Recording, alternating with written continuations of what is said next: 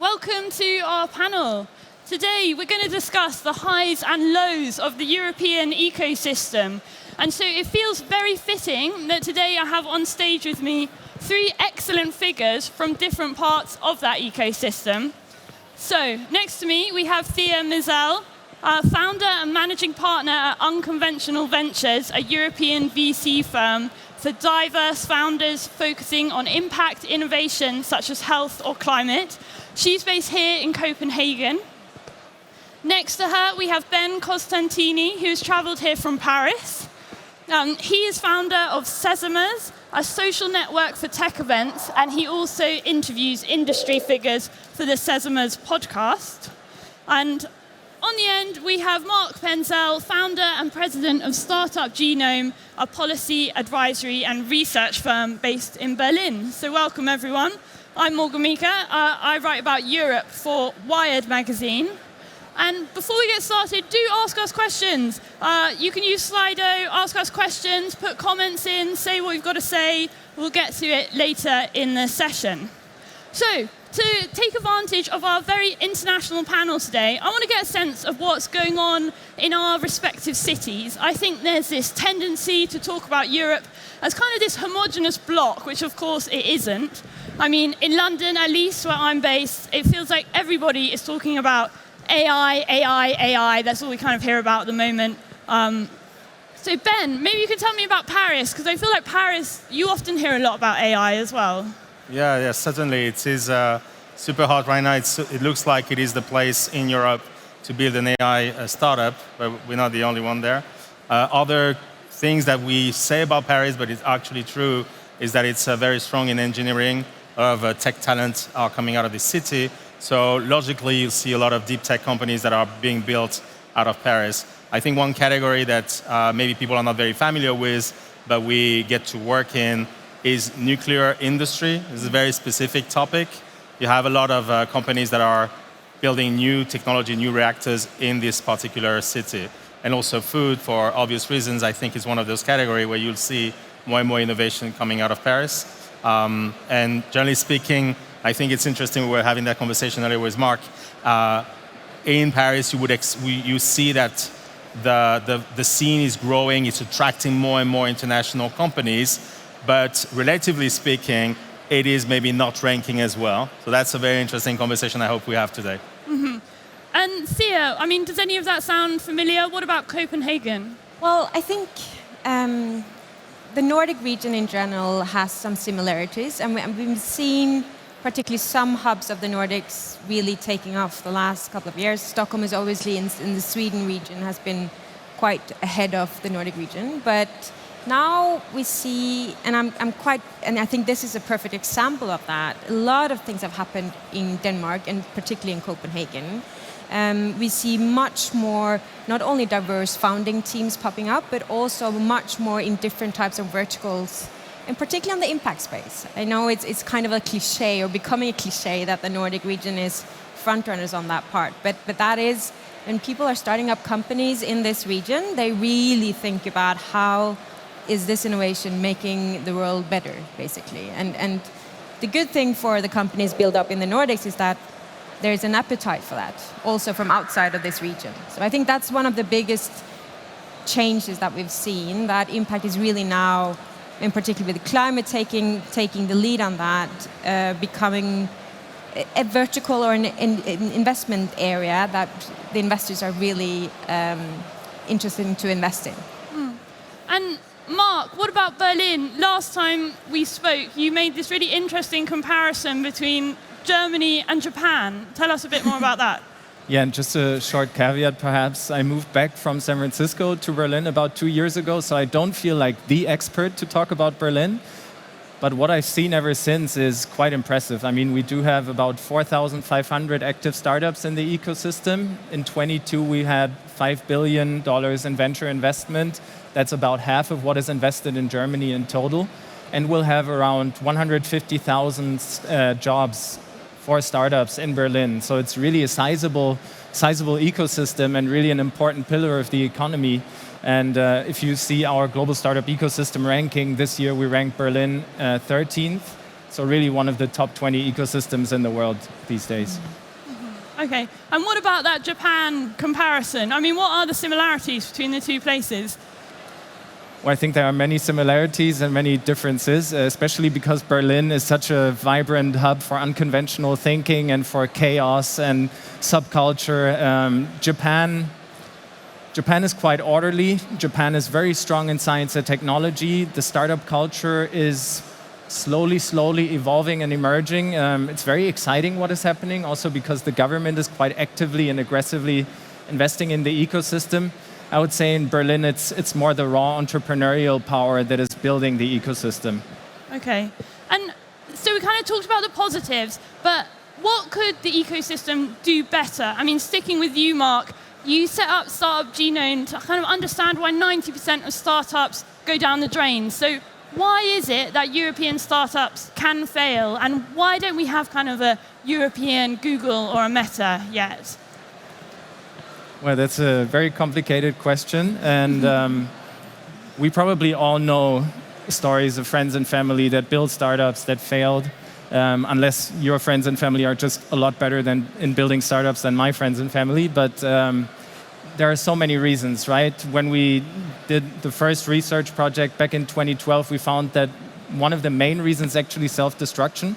And then you can break it down into many different reasons, right? But we called it the concept of premature scaling, where sometimes before you have problem-solution fit and product-market fit, for any given reason, you're scaling your operations, you're scaling HR, you're scaling your business development capacity, and then you're literally getting ahead of yourself. And that doesn't do well for the business. But then having said that, in addition to these internal factors, there are also many external factors. And today's times speak volume of that, right? I think venture capital investment in Europe dropped by 50% since 22. So if you're not really leading the pack and if you're not better than your competitors right now, it's not to be taken for granted that you're able to continue the journey that you're on with your startup. And Ben, what about you? I mean, what do you think the ecosystem could do better at? You know, one of the things that this 90% of failure rates actually shows is a positive thing. Like, you don't want to have zombie startups out there that are still running around without any sort of market fit and they're just existing thanks to different type of support, whether it's from the public sector, I know we're going to talk about it, or because of the easiness of running a startup these days. 90% failure is a good thing. It needs to be this way. I remember in Paris there was an organization that was quite popular until recently, called The Family. They were very happy to kill startups early, right? That was kind of one of their thing. And in that sense, I do believe that there is sometimes a misunderstanding on what it is to support the ecosystem. It is not to support just people who want to build a company. Mm-hmm. Okay. Thea, what do you think? Well, I think I agree that we've actually managed now in the Nordic region to have that support system that is needed for people to take that leap of faith and actually start the businesses. One of the biggest challenges that we're seeing, and particularly in terms of our focus, which is diverse founders, is that we can see that when we actually are close to product market fit, we actually see the traction, we can see the performance of these companies, there's not necessarily that funding to support to the next stage. So I would say that one of the biggest challenges that we're facing right now is that capital that is ready to deploy to the type of founders that actually deserve that type of funding. And there, I have to admit that this region, we're still underperforming, particularly compared to the US, but also as a region compared to the rest of Europe. So I think there's a huge untapped potential there. I know that there's a huge untapped potential there in terms of channeling funds in a different way than what we've done before, in order to capture those unique founding teams that are building impact business. And you've spoken before about how a solution to that could be kind of giving smaller investors a way to invest in funds. I mean, do you still think that could be a route to solving it? But one of the biggest challenges that we're facing is who are actually the ones deciding who gets funding. And just as we've been very now for the last couple of years, and there's been a big change in the Nordic region, being more aware of we need to find the diverse founders and actually fund them, because the way the structures of the ecosystem have been so far, it's been very exclusive or it's been very grouped. So we know that now. The next challenge that we need to take on is actually who has the power to invest in these companies. And there's a very close correlation between who is actually the check writers, whether it's the VC funds or the angels, and who actually receives the funding. So if we can diversify the type of check writers or those who are actually investing in these type of companies, you're going to see a much more diverse pool of founders getting success. So if we talked a little bit about what the European ecosystem is good at, how it could improve, I'm interested in also what's changing, what's in the process of changing. I mean, Thea, Unconventional Ventures started these funding gap reports about 5 years ago. I saw that in the latest, the average size of rounds raised by all-female founding teams was 57% smaller than mixed gender or all-male teams. I mean, that sounds quite depressing. In the years you've been doing this, I mean, has anything changed? Are things changing for the better? It changed in the sense that when we did the first report 5 years ago, people didn't really believe the numbers. Then the second report came, and the third report came, and now we're not there where people are questioning whether the numbers are right. They're right.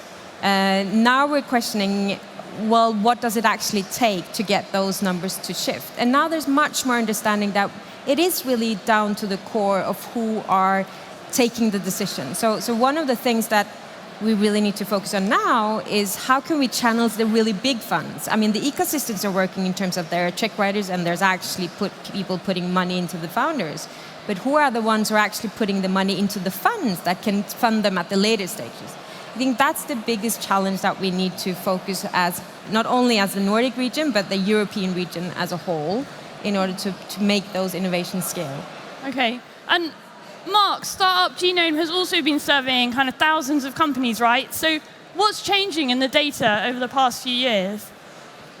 I think one of the first things that come to mind is that over the last couple of years, what we see in the data is that there are more companies that solve big and hard industrial problems. So the share of deep tech companies and the share of deep tech deals in Europe and in the world has gone up quite tremendously. I think in 2012 we were at 25%, and now in 23 we're at about 45%. So there's this tipping point nearing where deep tech startups and deep tech investment becomes actually much more important than your typical SaaS startup that we've seen many of 10 years ago. But of course there are many other points to mention here. I mean, we work very closely with governments, and about 10 years ago and even 5 years ago, it wasn't quite obvious to many of them how big of an opportunity it is to bet on young innovators and to help build ecosystems. Now, no matter where you go in Europe and abroad, very aggressive investments, very aware of the key problems. I think now, much more than awareness building, it's about actually implementing the changes that we all know and agree to we need in order to build the better ecosystem. Mm-hmm. Ben, obviously the pandemic, a major shift in the world of tech ecosystem, the world of events. I mean, has that had a lasting impact? Yeah, so what we are specialized in is monitoring the pulse of the ecosystem thanks to events like this one, like TechBBQ. And we monitor roughly 100 events across Europe, specialized in the startup and investor matchmaking, right? Which is a special category of events. It's not all the events about innovation, digital.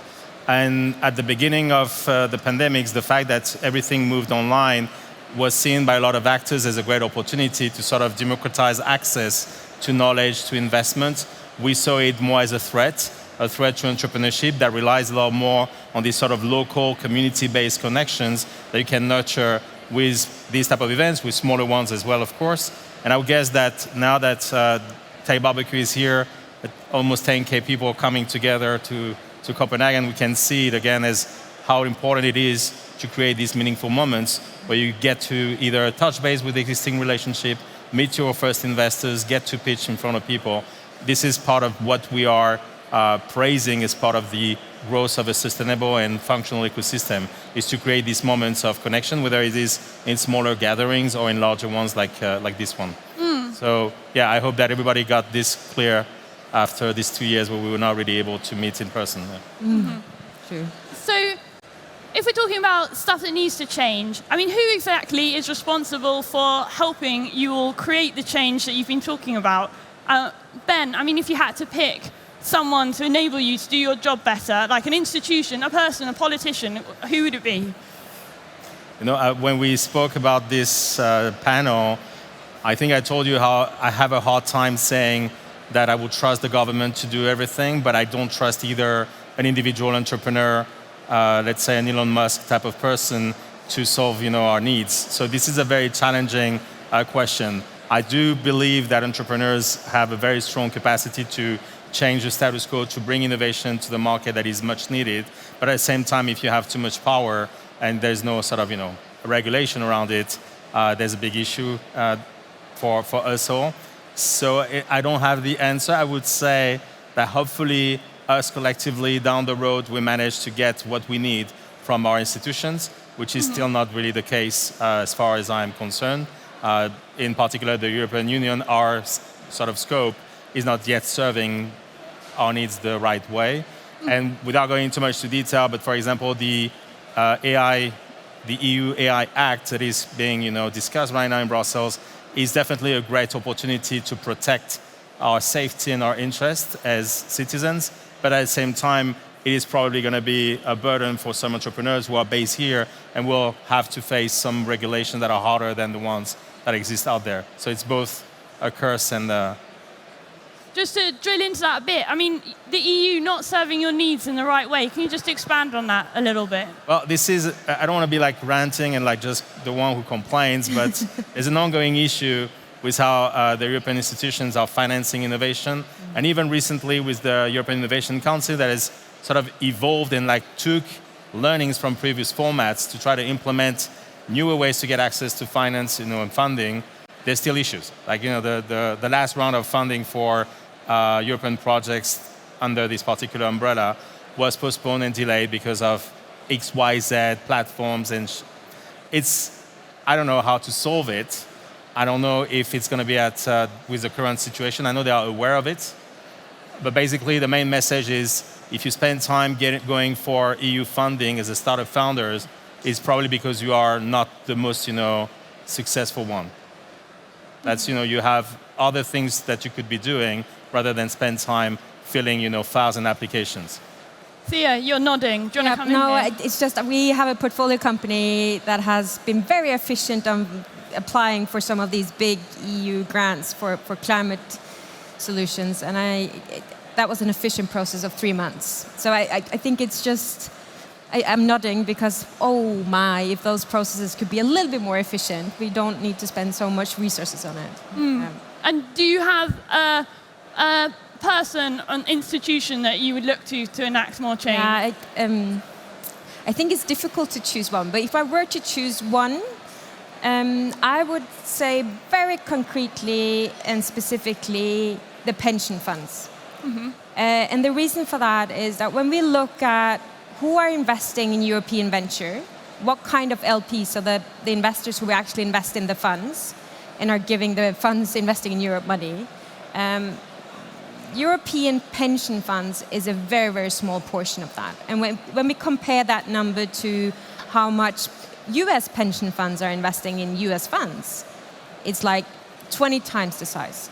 So I think there's a huge opportunity for pension funds specifically to wake up and to come into the game of actually investing not only in the small portions they do to the US funds, but actually invest in the European VCs.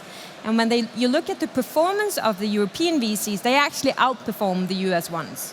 So there's no reason for not backing local VCs. So I think that will be one sort of stakeholder to call out. And then I think there's some structural changes, like you mentioned earlier. We also need to make it more accessible for everyone to invest in startups and also in funds. And right now, that's very difficult in Europe. We have some regulation that is in there for good reason and good thinking behind that, but making it very restrictive, particularly for prospect investors who want to invest in funds and do not have enormous amount of wealth, is actually not accessible and not allowed at the moment. So I think that's pension funds needs to wake up. And then we do have some structural barriers on the regulation side that can quite quickly be fixed. Okay, great. Marc, a person, an institution. So the key point for me is For the past 10, 15 years, we built the startup ecosystem in Europe. Now for the next decade or 15 years, I would really like us to see building the scale-up ecosystem in Europe. Just to give one number before I dive into the very specific institution or person. When you look at startups valued over $50 million US, there's around 7,100 of them in the United States, and there's about 1,700 of them in the European Union.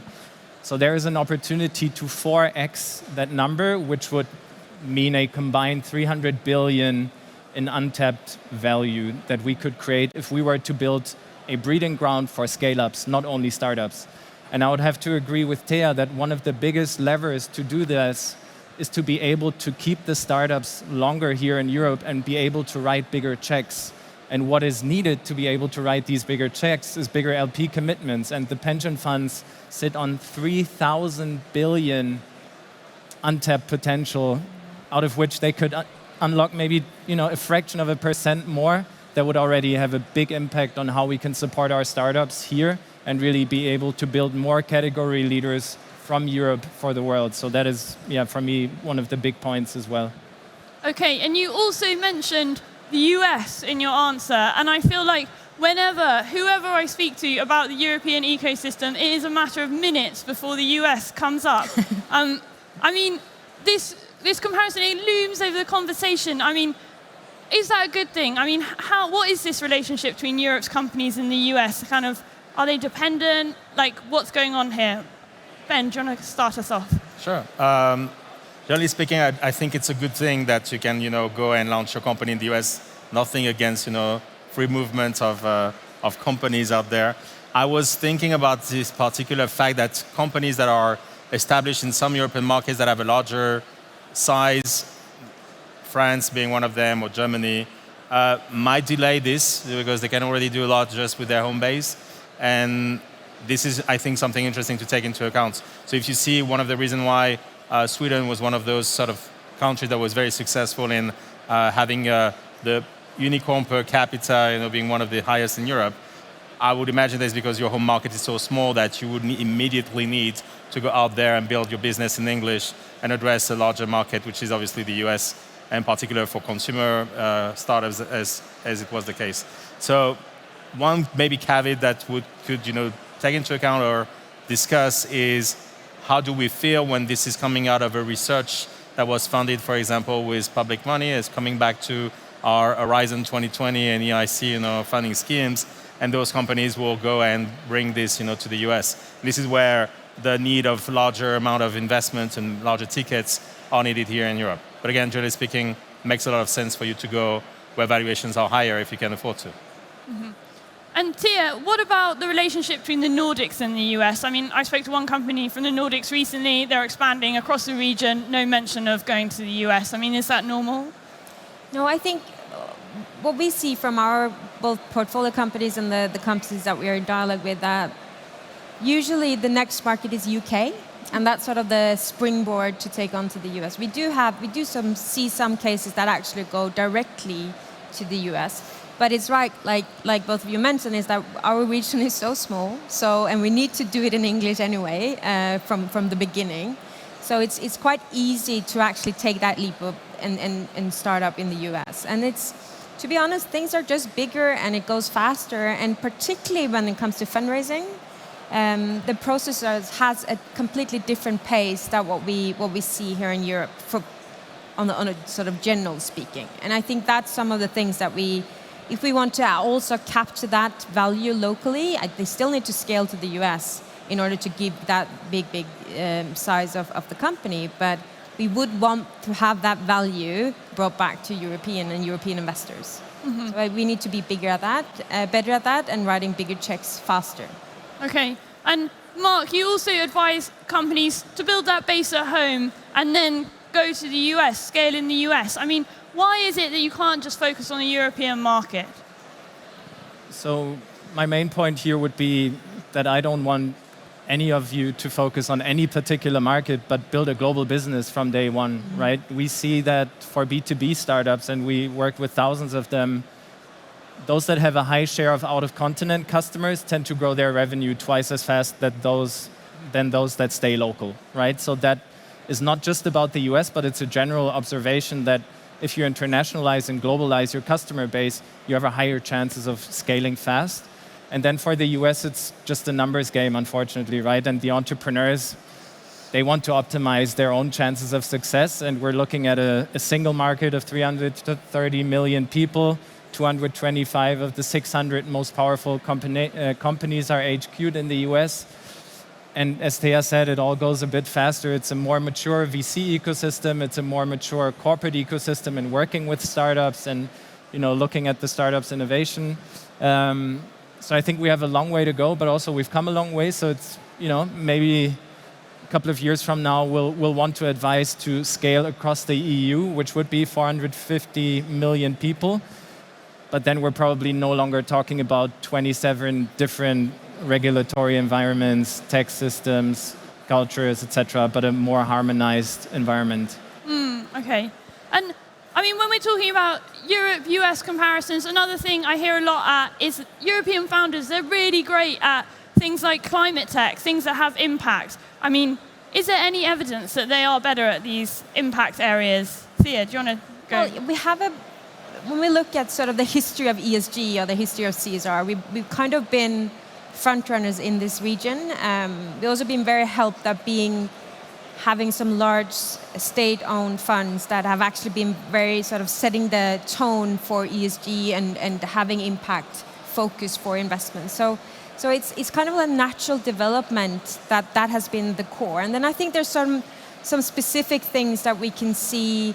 For instance, with Sweden having actually also parts of the automized industry or the car industry, we have Norway actually coming from oil, so that's not very sympathetic in that sense, but there's a lot of expertise that is very close to nature. So ocean tech is really booming in Norway now with all the expertise and skills coming from the fossil fuel industry.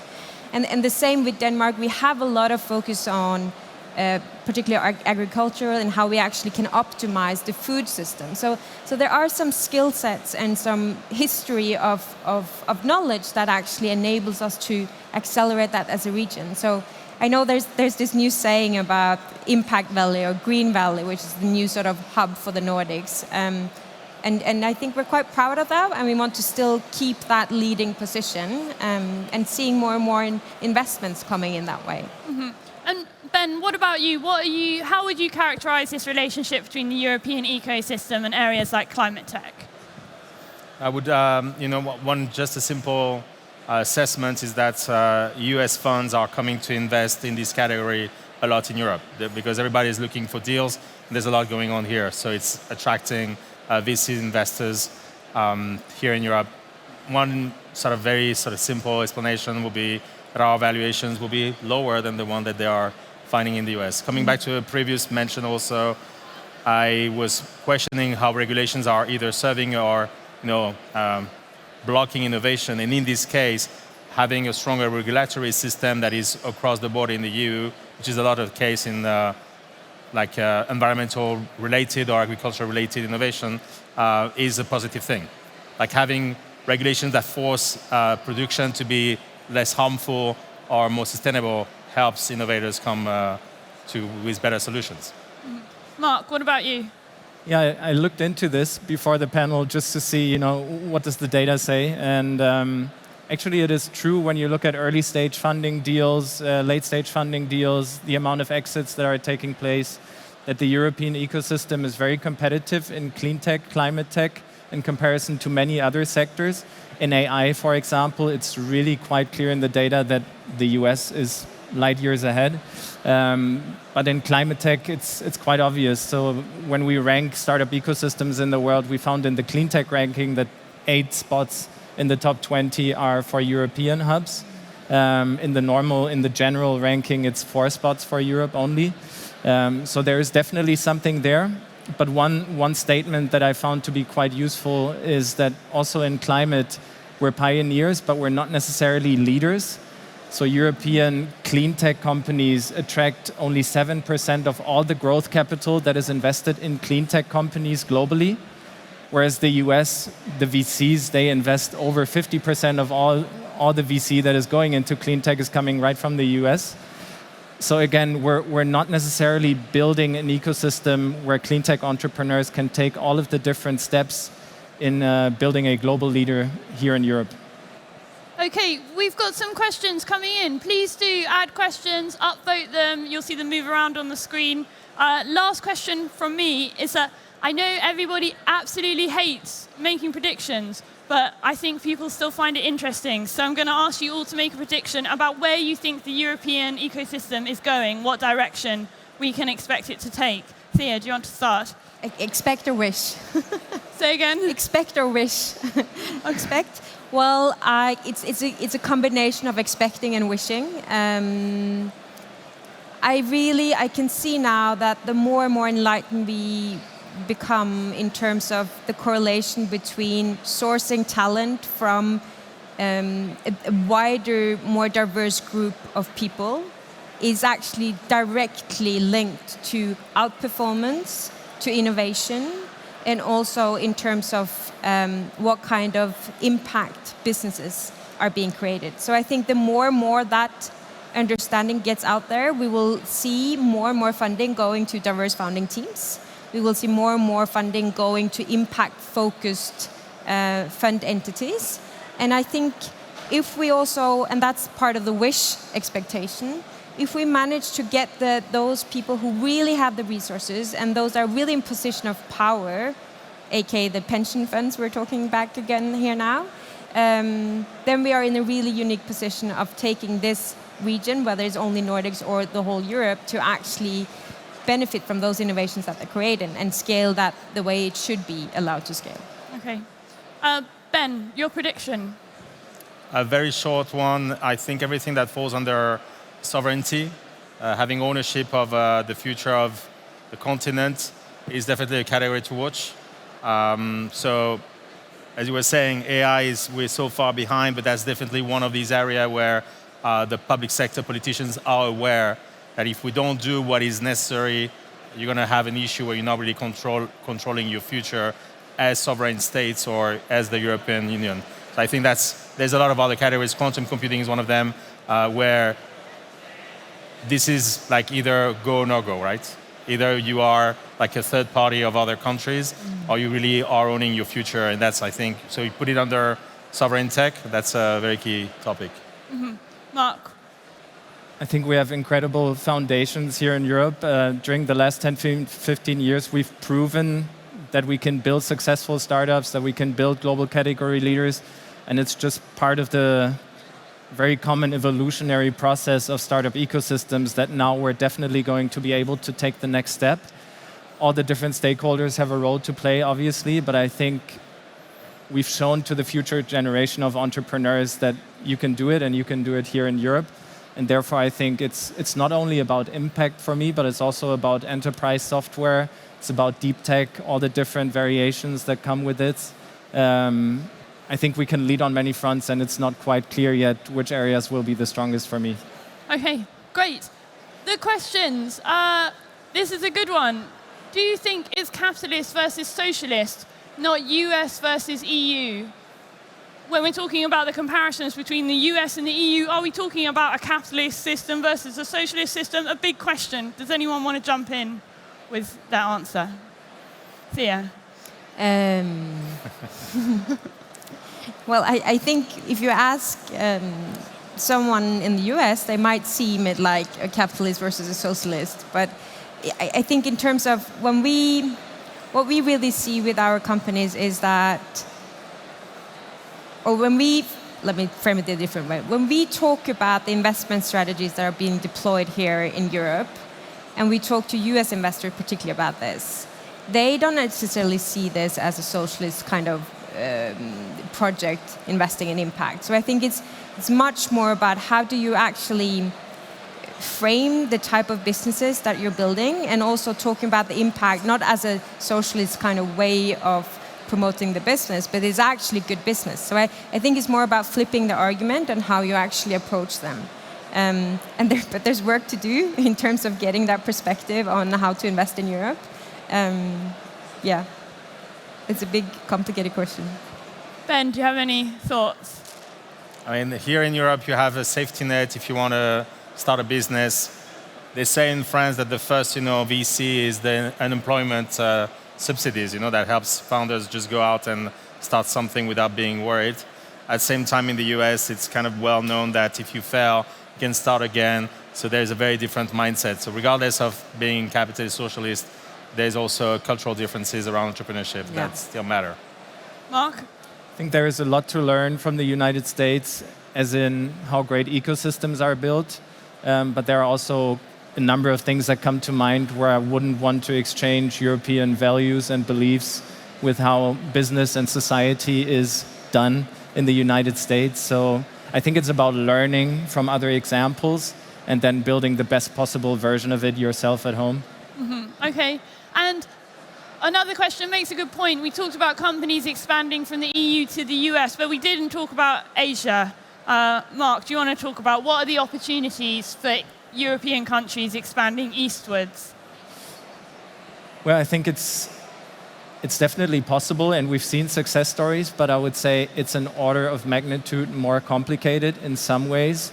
When you look at Japan, for example, I spent quite a few times in Japan the last couple of months, and it's much more difficult for me to navigate than the United States because, we have the Western world and then you have the Eastern world, and it's about language, it's about culture, and it's about so many other things that you have to navigate before being able to get someone to purchase your innovation, to trust you as a person, etc. But if you have any specific advantage or inroad into the Japanese market or the Korean market, for example, I would definitely take the opportunity as well. Yeah. Okay. Ben, a question directed straight to you. It feels like there's subtext here. What's the most exciting water startup in Europe? I think that's a friend who is pitching himself. It's Agua Diablo. They're raising 1 million. If you're interested, let me know. Great. Well, thank you very much to all our panelists.